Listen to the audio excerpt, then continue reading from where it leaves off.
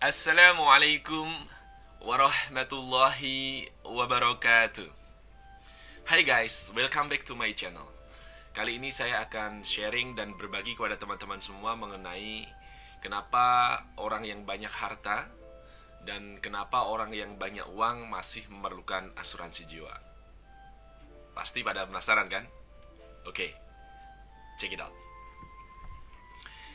Guys, mungkin teman-teman ada yang banyak mengalami kendala bagaimana cara memasarkan sebuah produk asuransi jiwa kepada orang-orang yang memiliki banyak harta atau banyak uang.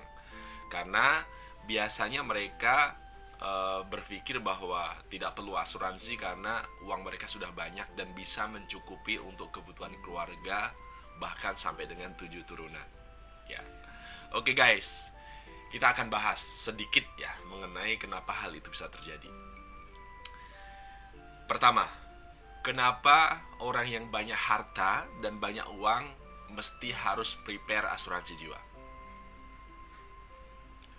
Satu yang mesti kita harus ingat teman-teman semua, bahwa ada kepastian yang tidak pernah bisa kita tolak, yaitu kematian. Betul sekali.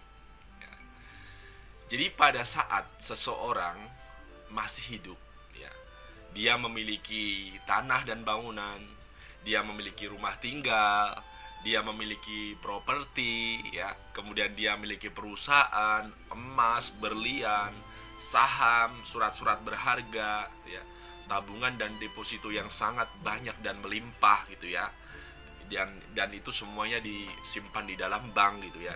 Kemudian ada kendaraan bermotor. Itu harta yang dimiliki oleh seseorang ketika mereka masih hidup.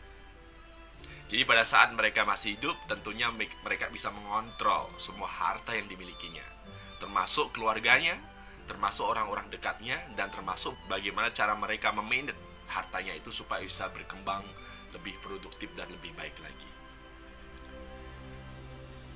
When someone dies, ceritanya beda lagi teman-teman. Maka semua harta yang sudah mereka miliki semuanya akan menjadi harta waris. Betul. Harta tidak bertuan dan atau harta warisan. Oke, guys. Sebenarnya masalah apa sih yang terjadi pada saat pembagian harta waris gitu ya? Jadi pada saat seseorang meninggal dunia, tentunya ada harta waris yang ditinggalkan kepada keluarga. Cara membaginya, ya, tentunya ada beberapa yang sudah dilakukan oleh masyarakat Indonesia.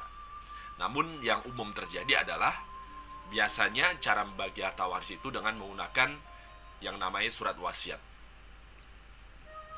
Yang kedua, keluarganya atau ahli warisnya harus memilih salah satu hukum waris yang berlaku di Indonesia. Apakah hukum adat, hukum agama Islam, ataupun hukum perdata. Baik itu dengan surat wasiat ataupun dengan memilih salah satu hukum waris yang ada di Indonesia, semuanya harus disahkan oleh pengadilan. Nah, yang perlu teman-teman ketahui adalah kendala-kendala yang terjadi pada saat pembagian. Ini penting, ya. Kenapa ini menjadi kendala utama jikalau seseorang itu meninggal dunia dan memberikan harta waris kepada ahli warisnya? Kendala yang pertama adalah pada saat pembagian harta waris mereka membutuhkan waktu yang relatif lama. Ya, tidak satu hari jadi teman-teman, tidak satu minggu selesai gitu ya. Bahkan berbulan-bulan, bisa jadi bertahun-tahun gitu ya. Sampai akhirnya keluarganya yang tadinya harmonis tiba-tiba tidak harmonis. Gara-gara apa? Gara-gara harta waris yang tidak terselesaikan dengan cepat. Oke, yang kedua, dalam proses menyelesaikan harta waris muncul beberapa biaya yang itu harus ditanggung oleh ahli warisnya. Nah, kadang-kadang di situ terjadi main tunjuk gitu ya. Kamu ya yang bayar, kamu yang bayar. Jadi gak selesai-selesai. Ya. Kemudian yang ketiga adalah ada permasalahan pajak. Jadi kalau yang ditinggal harta warisnya berupa rumah, tanah, maka ada pajak pengalian atas harta waris. Apalagi misalnya si pewaris sebelumnya memiliki harta di mana harta itu tidak dipajekin gitu ya, maka itu akan jadi beban hutang pajak dan itu harus dibayarkan oleh ahli waris dan harus dilunasi. Kalau enggak, maka seluruh harta warisnya juga tidak bisa dibagikan. Kemudian yang keempat, ya, ahli warisnya tidak setuju dengan fatwa waris gitu ya. Itu juga jadi problem ya.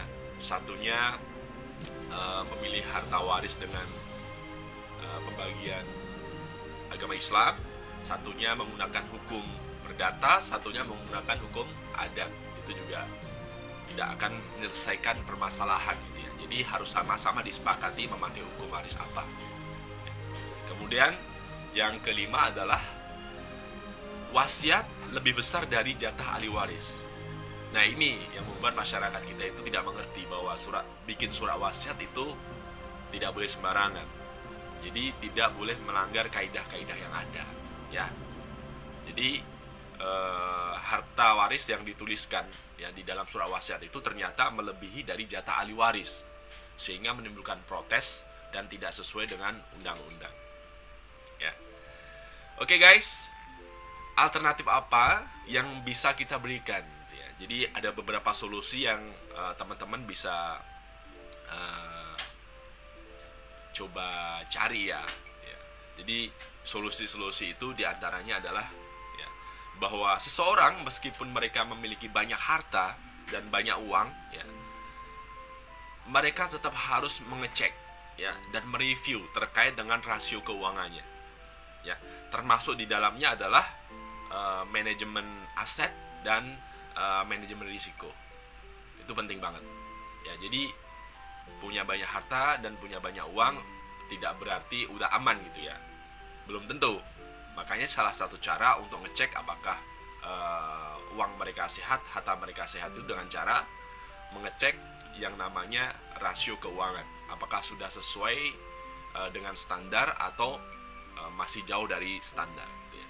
Kemudian yang kedua, untuk menimbulkan hal-hal yang tidak diinginkan, maka siapkan perencanaan warisan sekarang juga. Begitu teman-teman sudah memiliki aset, apalagi hutang, segera persiapkan. Jangan tunda-tunda lagi. Kemudian yang ketiga, jadikan uang pertanggungan asuransi jiwa itu sebagai alternatif solusi dalam manajemen risiko teman-teman.